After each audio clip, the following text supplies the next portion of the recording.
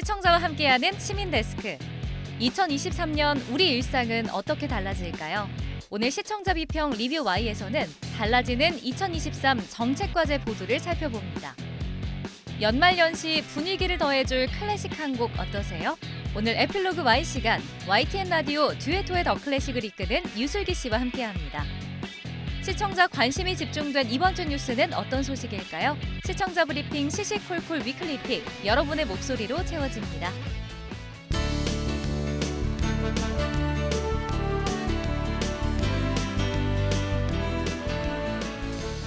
네, 2022년 끝자락에 인사드립니다. 시민데스크 김영수입니다.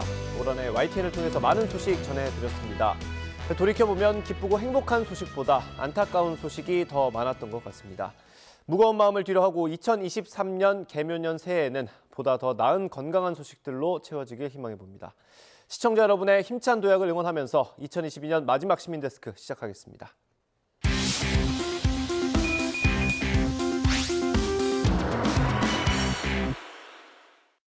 네, 세 분 어서 오십시오. 안녕하십니까?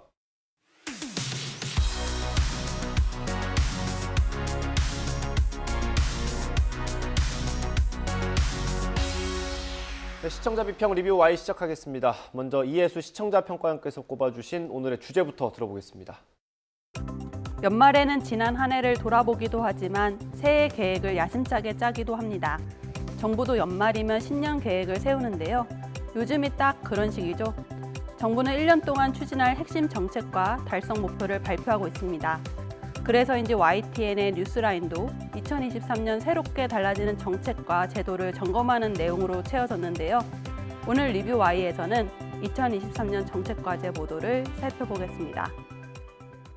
네, 해가 바뀌면 항상 정부 제도가 바뀌면서 좀 관심들이 많이 쏠립니다. 특히 올해는 만나의 계산법이 좀 관심을 많이 받았던 것 같아요. YTN 보도 어땠는지 궁금합니다. 말씀하신 것처럼 그러니까 2023년도에도 제도가 바뀌거나 뭔가 새로운 제도들이 시행이 되는데 이런 경우 이제 많은 일상에서의 어떤 변화들이 예고가 됩니다. 그러니까 대표적인 것이 말씀하신 것처럼 이제 한국식 나이가 사라지고 만 나이가 이제 새롭게 시행이 되는 건데요. 그러니까 한국에서 나이를 말할 때 뭐 새는 나이, 연 나이, 만 나이 세 가지가 있었잖아요. 근데 이제 많은 언론에서 보도를 한 것처럼 내년부터는 다 만 나이로 일괄 통일이 됩니다. 다른 언론사 보도를 보면은 그 만 나이로 바뀌는 것과 약간 긍정적인 면을 많이 다뤘던 것 같습니다. YTN에서 보도한 뉴스가 있는 저녁 만 나이 통일 무엇이 바뀔까 보도를 보면 코로나19와 관련해서 이제 백신 접종이라든지 청소년 방역 패스 관련해서 이게 만 나이인지랑 새는 나이인지에 따라서 이제 어떤 대상자가 달라진다는 점들에 어떤 혼란이 있었던 점들을 언급을 하고 있습니다. 근데 여기에 그치지 않고 이후에 만 나이로 통일되더라도 여러 가지 문제점이 발생할 수 있고 대비를 해야 한다는 것들을 언급을 하고 있습니다. 그리고 이제 또 법적으로 술, 담배를 구입할 수 있는 것 관련된 청소년 보호법이라든지 남성의 경우에는 이제 병역 판정 검사를 받는 병역법의 경우에는 이제 연나이를 기준으로 또 하고 있어서 이제 그것들이 좀 보완되어야 한다는 점을 언급을 하고 있습니다. 빠른 생일이지만 8살에 학교를 입학해서 서열 관계나 호칭에서 난감한 경험을 했던 저여서 저 역시 같은 보도에 주목했습니다. 박사님께서 말씀해 주신 것처럼 이 보도는 정책 도입 소식을 알리는 데 그치지 않아 유익했습니다. 한국식 나이 폐지에 대한 여론의 반응을 통계치로 보여주기도 했고요. 중요한 변수로 작용하는 영역들, 정년퇴직이나 임금 피크제, 병역 부분에서 예상되는 혼란스러움 등을 좀 다각적으로 살피고 있습니다. 그에 반해서 정부의 대책은 아직은 미비하다는 내용도 다루고 있어서 균형적인 시각을 견지하는 노력이 돋보였습니다. 네, 만 나이로 바뀐다는 뉴스가 있었고요. 부동산 정책 같은 경우는 뭐 시기 가리지 않고 항상 주목을 받는 것 같습니다. 어땠습니까? 네, 추경호 기획재정부 장관이 2023년 경제정책 방향에 대한 브리핑을 했고요. 이 관련 기사를 좀 아쉬운 뉴스로 뽑았습니다. 추경호 다주택자 징벌적 규제 정상화, 대출 규제 등 완화 제목으로 이제 YTN 홈페이지에서 확인할 수 있는데요. 간단히 말씀드리면은 다주택자에 대해서 취득세, 양도세 부과랑 규제 지역 내 대출 규제를 완화하겠다는 내용의 추 장관의 발표를 전한 뉴스입니다. 정부 같은 경우 지금 다주택자 관련해서 취득세와 양도세 부과를 징벌적 규제로 인식을 하고 있고 집값이 떨어지고 있는 것과 관련해서 다주택자의 추가 주택 구매를 이제 독려를 하고 보유에 따른 부담을 이제 줄이기 위해서 주요 규제 지역의 해제와 동시에 취득세 등 거래세를 좀 완화하겠다라고 밝혔습니다. 근데 이제 현재 뭐 잘 아시겠지만 국민 10명 중 4명이 그러니까 집이 없는 상황이고 집값이 되게 비정상적으로 오른 상황에서 이제 무주택자나 아니면 실제 이제 집을 하려고 하는 사람들의 입장에서는 이런 정부의 발표가 굉장히 일반 시민들의 입장과는 좀 거리가 상당히 먼 조치라고 볼 수 있는데요. 관련해서 YTN 보도는 그러니까 이거를 그대로 옮기면서 추경호 다주택자 징벌적 규제 정상화, 대출 규제 완화로 그러니까 정부의 입장만을 대변한 보도로 전했습니다. 박사님께서 언급해 주신 2023년 경제정책 방향 발표 이후에 이어진 보도를 좀 더 살펴보겠습니다. YTN은 22일 부동산 규제 대거 푼다, 무역 적자 역대 최악 유력 보도를 통해 내년부터 달라지는 주요 부동산 제도를 다뤘습니다. 이때 언론은 이 첨예한 부동산 이슈에 대해 시민사회가 공론장을 형성할 수 있도록 적절하고 충분한 정보를 제공해야 할 텐데요. 뉴스라이더의 질의응답 시간이 그 역할을 잘 해주었다고 생각합니다. 25일 진행된 전국 아파트 최대 하락폭 규제 완화 통할가 대담에서도 사상 최대 하락폭을 기록한 아파트 매매가를 두고 정부의 대출 규제 완화가 시장에 어떤 영향을 줄지 점검하는 시간을 가졌는데요. 또 정부가 이 상황을 타개할 대책을 마련하고 있는지도 소상하게 살폈습니다. 작년까지 많은 부동산 기사가 쏟아졌지만 정책에 대한 비판적인 접근보다는 자극적인 수사를 덧붙여서 아파트값 최고가 갱신 소식을 특종으로 다루는 사례가 있었음을 우리가 다 기억하실 겁니다. 그것과 비교를 해보면 이 같은 분석이 더해진 대담은 바람직한 보도 방향을 제시해주고 있다고 평가됩니다. 부동산 관련 기사는 뭐 전 국민이 관심을 갖고 민감하지만 그만큼 복잡하고 좀 어려운 것 같습니다. 네. 좀 면밀하게 보도하는 게 좋을 것 같은데 어떻습니까, 팀장님? 그렇습니다. 부동산과 교육은 뭐 전 국민의 관심사라고 할 수 있을 만큼 중요하고 또 상당히 예민한 그런 문제입니다. 그래서 이를 다루는 언론 역시 세심하게 보도해야 한다고 생각하는데요. 먼저 지난 21일에 있었던 추경호 경제부총리의 이 내년도 경제정책 방향 발표는 생중계로 전해드리는 상황이라 당시 이 발표 내용 자체를 전달하는 게 좀 충실하다 보니까 정부 입장만 반영된 걸로 이렇게 비칠 수 있었다고 봅니다. 이후 주요 시간대에 전문가 대담을 통해서 정부 발표 내용을 보다 면밀히 분석하는 그런 시간을 마련했는데요. 특히 바로 다음 날 아침이죠. 뉴스라이더에서 또 25일 오후에 뉴스 와이드라는 코너를 통해서 경제연구소장 또 부동산학과 교수와 함께 하나하나 짚어봤습니다. 부동산 정책 같은 경우 관계자들이 워낙 다양하고 또 당사자들 간에 이해가 상충하는 경우가 많습니다. 무주택자부터 1주택, 2주택자, 다주택자, 또 세입자도 전세 세입자, 월세 세입자, 부동산 중개업자가 사이에 있죠. 또 은행을 포함한 금융권 등 상당히 다양합니다. 그래서 이 모든 관계자들이 만족하는 정책을 펴기가 쉽지 않은데요. 부동산 경기 회복을 바라는 기대 심리가 높은 만큼 해결해야 할 문제가 많은 것도 사실입니다.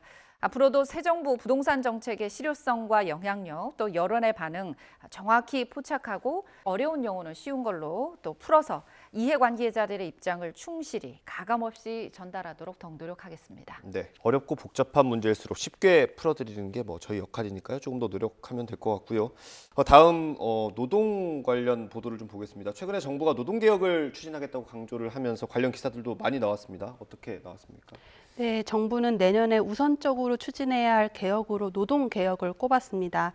새 정부와 함께 출범한 미래노동시장연구회는 12월 12일 주 52시간 근무제 유연화와 호봉제 축소를 주 내용으로 하는 개혁 권고안을 발표했는데요. YTN의 이정식 노동시장 개혁 신속 추진, 늦어도 내년 초 정부 계획 발표 보도는 권고안을 바탕으로 신속하게 입법을 본격화하겠다는 정부의 입장을 전달했습니다. 그러나 아직 권고안 발표에 그쳐서일까요?